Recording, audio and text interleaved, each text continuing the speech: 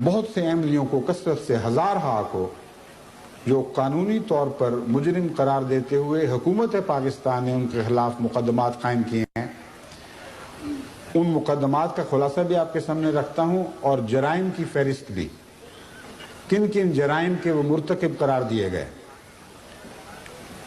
اپنے آپ کو مسلمان کہا، اتنا سنگین گناہ کیا ہے، کلمہ طیبہ پڑھا، یہ اقرار کیا کہ لا الہ الا اللہ محمد رسول اللہ، خدا ایک ہے اور محمد اس کے رسول ہیں۔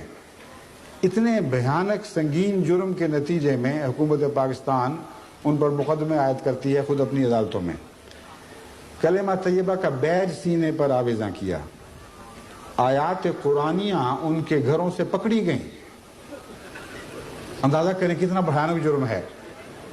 ایک طرف افیم پکڑی جا رہی ہے، کلاشن کوفیں پکڑی جا رہی ہیں، ہر قسم کی بدکاریوں کے آلات پکڑے جا رہے ہیں، اور وہ بھی ایک قسم کے مجرم ہیں اس ملک میں بسنے والے، اور ایک وہ مجرم ہے احمدی جن کے گھروں پر چھاپے مارے گئے تو آیات قرآنیاں پکڑی گئیں ان کے گھروں سے۔ بھی بھیانک جرم احمدیوں کی طرف منسوب کیا گیا ہے کہ فلاں احمدی نماز پڑھتے دیکھا گیا اور گواہ موجود ہیں اس کے، وہ عبادت کر رہا تھا۔ اس سے بڑی بدبختی اور کیا ہو سکتی ہے کہ ملک پاکستان میں ایک احمدی عبادت کر رہا ہے اور اذان دیتے ہوئے پکڑا گیا، تلاوت کرتے ہوئے پکڑا گیا، شاعر اسلام کو اختیار کر رہا ہے، انا للہ و انا الیہ راجعون۔ ملک پاکستان میں جو لا الہ الا اللہ کے نام پر کہتے ہیں لیا گیا تھا، وہاں ایک احمدی شاعر اسلام کو اختیار کرنے کا جرم کر رہا ہے۔ کہتے ہیں مساجد پر کلمہ طیبہ لکھا ہوا دیکھا گیا اور پھر مباہلے کا پمفلٹ تقسیم ہوا۔ یہ وہ جرائم ہیں جن کے نتیجے میں حکومت پاکستان اور حکومت پنجاب اور حکومت سندھ اور حکومت بلوچستان کی طرف سے 3308 مقدمات احمدیوں کے خلاف درج ہوئے ہیں۔ میں یہ پوچھنا چاہتا ہوں کہ پاکستان کا یہ پینل کوڈ کس مذہب سے اخذ کیا گیا ہے؟ حضرت اقدس محمد مصطفیٰ صلی اللہ علیہ وآلہ وسلم پر جو قرآن نازل ہوا تھا، اس میں مندرج حدود اور دیگر سزاؤں میں کہاں یہ سزائیں درج ہیں، یہ جرائم درج ہیں کہ کوئی نماز پڑھے تو اس کے خلاف یہ کارروائی ہونی چاہیے، کوئی سلام کہے تو اس کے خلاف یہ کارروائی ہونی چاہیے، کوئی لا الہ الا اللہ کہے تو اس کے خلاف یہ کارروائی جاری ہونی چاہیے۔ تمام قرآن میں، تمام سنت محمد مصطفیٰ صلی اللہ علیہ وسلم میں، تمام احکامات حضرت اقدس محمد مصطفیٰ صلی اللہ علیہ وسلم میں ان جرائم کا کہیں کوئی ذکر دکھائی نہیں دے گا۔ لیکن ایک پینل کوڈ ضرور ہے جو ابو جہل کی پینل کوڈ تھی، جو عتبہ اور شیبہ کی پینل کوڈ تھی۔ اس پینل کوڈ میں اگر آپ جا کر دیکھیں تو یہ تمام جرائم وہاں درج دکھائی دیں گے۔ بس کس کا حکم اس ملک میں چل رہا ہے؟ ہمارے آقا و مولا محمد مصطفیٰ کا یا ابو جہل اور عتبہ اور شیبہ کا؟ یہ فیصلہ آپ کریں۔ ایک عذر یہ بار بار پیش کیا جاتا ہے اور عدالتوں میں ملا بار بار بڑھ بڑھ کر ایسی باتیں کرتے ہیں کہ ہم ان احمدیوں کے خلاف جو کلمہ پڑھنے اور عبادت کرنے وغیرہ کو جرم قرار دیتے ہیں، تو اس کی وجہ یہ ہے کہ جب یہ کلمہ پڑھتے ہیں تو دل میں محمد رسول اللہ کی بجائے مرزا غلام احمد کہتے ہیں، اور جب یہ عبادت کرتے ہیں تو نعوذ باللہ خدا کی بجائے شیطان کی عبادت کرتے ہیں۔ اس لیے ہمیں بڑی تکلیف ہوتی ہے۔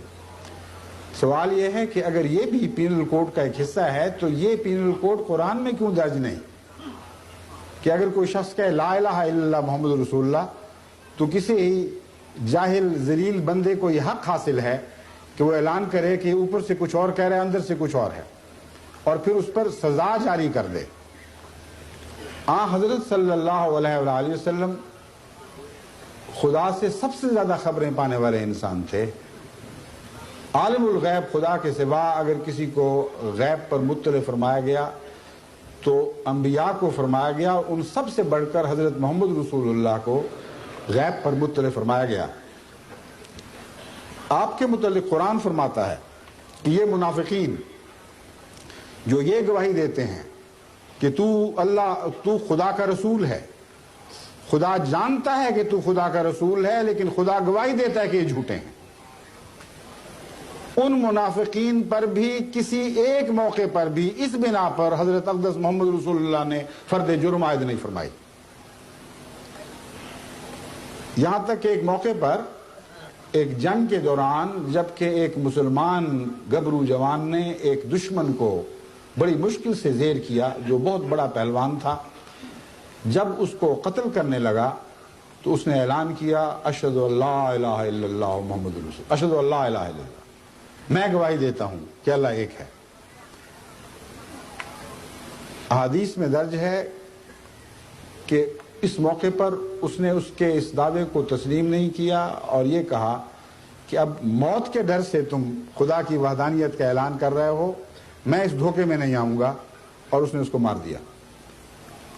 اور پھر فخر سے یہ واقعہ حضرت اقدس محمد رسول اللہ کی خدمت میں پیش کیا تو وہ خود روایت کرتے ہیں کہ میں نے ساری زندگی میں حضور صلی اللہ علیہ وسلم کو اتنا غضبناک نہیں دیکھا، چہرہ غصے سے تمتما اٹھا، یہاں تک کہ میرے دل سے حسرت سے یہ خواہش نکلی کاش میں آج سے پہلے مسلمان ہی نہ ہوا ہوتا کہ اس قدر حضور کی ناراضگی دیکھنے کا موقع ملتا، کہ بدنصیبی حاصل ہوتی۔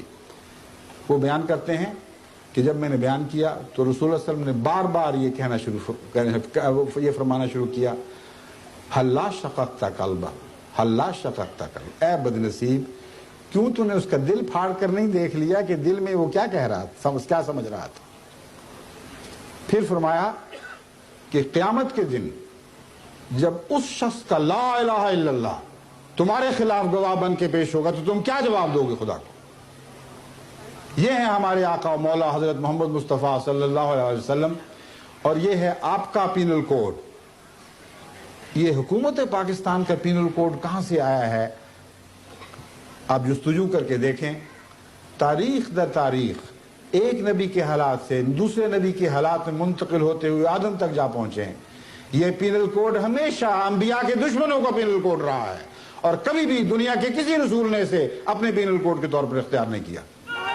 گزرے ہوئے 100 سال کی تاریخ گواہ ہے، سائے کی طرح سایہ فگن ہم پہ خدا ہے۔ گزرے ہوئے 100 سال کی تاریخ گواہ ہے، سائے کی طرح سایہ فگن ہم پہ خدا ہے۔